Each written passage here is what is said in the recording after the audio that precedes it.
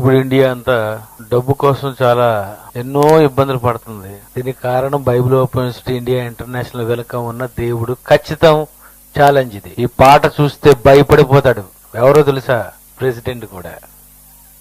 నాకు మాత్రం భయం లేదు. అంటే కొన్ని సన్నివేశాలు చాలా అసలు ఓపెనింగ్ చాలా భయంకరంగా ఉంది అని నేనేం భయపడడం లేదు. నిజంగానండి ఈ పాట నేను రాసి ఒక 5 నెలలు అయింది. దానికంటే ముందు 5 నెలలు అయిపోయింది రాసేసాను టోటల్ గా అంతా. కానీ ఈ లోపు ఇది జరిగింది. నిజంగా నేను అనుకున్నాను, నేను రాశానని మీరు ఇంత సపోర్ట్ చేస్తున్నారా? నిజంగా అండి ఇది చూస్తే చాలా, నేను రాసిన తర్వాతేనండి కరెన్సీ మారింది. ఆ కరెన్సీ అసలు కరెన్సీ కాకముందు ఒరిజినల్ కరెన్సీ ప్రింటింగ్ అవుతుంది. ఇక్కడ కరెన్సీ మీద ఉన్న బొమ్మ ముందు అసలు ఆ బొమ్మ ఎక్కడి నుంచి వచ్చిందో రిలీజ్ చేశాను నేను. ఏమైనా దేవుని పిల్లారా, ఫస్ట్ ఒక మాట ఉంటది, అది నేను చదవలేదు, ఇప్పుడు నేను మీకు చదువుతున్నాను. ముద్రణ యంత్రం కనుగొన్న తర్వాత కాగితంపై దేవుడు బైబిల్ ముద్రిస్తే, ముద్రణ యంత్రం కనుగొన్న తర్వాత కాగితంపై దేవుడు బైబిల్ ముద్రిస్తే, సాతాను కూడా అదే కాగితంపై నోటు ముద్రించింది. బైబిల్ అయినా సరిగ్గా కొనుక్కోవడానికి చెవులో పెట్టుకోవడానికి ఇష్టపడరేమో గాని అది ప్రింట్ చేసిన నోటుకు ఎంత పవర్ ఉందో ఈ పాట చూడండి. విచిత్రం ఏంటంటే ఆయన ఒక విషయం నాకు చెప్తేనే ఈ పాట నేను రాశాను.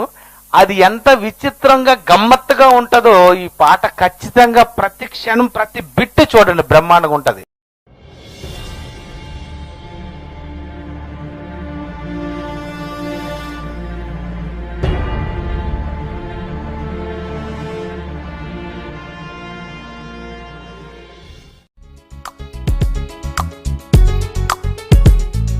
రంగురంగుల రూపాలలో ఉంటుంది ఈ ప్రతిమ, రూపాలు మార్చుకుంటుంది రూపాయిగా ఈ ప్రతిమ.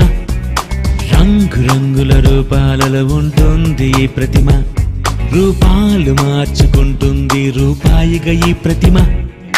కొనాలన్న అమ్మాలన్న అధికారం ఎవరికీ లేదు, ప్రపంచంలో ఏ ఒక్కరికి ధనము లేకుంటే విలువ లేదు.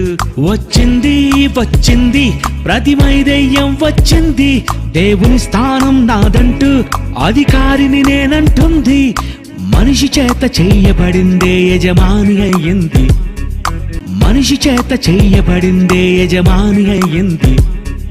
సృష్టికర్తకు ప్రతిగా సిరిదేవుడయ్యింది. ఇద్దరు యజమానులకు దాసుడుగా ఉంటావా? ఒకరిని ప్రేమించి ఒకరిని ద్వేషిస్తావా?